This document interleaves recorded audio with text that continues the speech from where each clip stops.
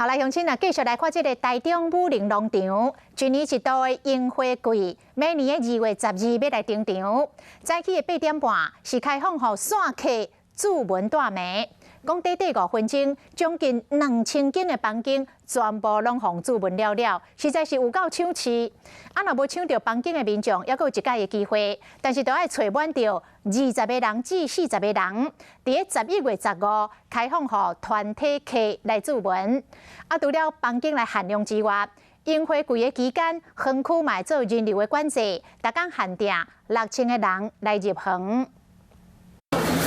电话一通接一通，武林农场员工一早忙翻，因为全是民众打来询问明年樱花季还有没有空房。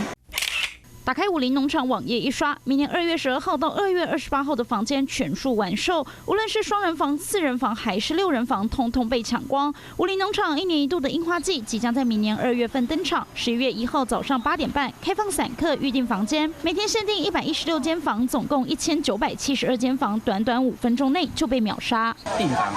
不到5分钟，1972个房间全部秒杀。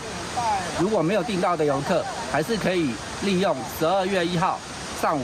8点钟露营区开放订营位。武林农场透露，往年大概要6、7分钟才会完售，今年开放预订，秒杀的速度更快。没有抢到房间的旅客，可以凑20人到40人，在11月15号把握团客预订的机会，或是在12月1号预订武林农场的露营地。2月28号以后，8重一、虎贤巷一也是开得非常漂亮，欢迎大家前来。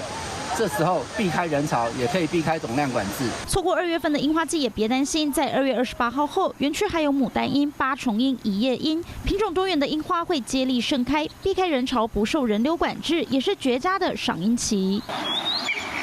去年武林樱花盛开的景象，从高空俯瞰，樱花盛开满坑满谷，农场内布满大片的樱花海，粉红色的小花随风摇曳。想要赏樱不用出国，在台中的武林农场就能一睹樱花美景。华视新闻张志军台中报道。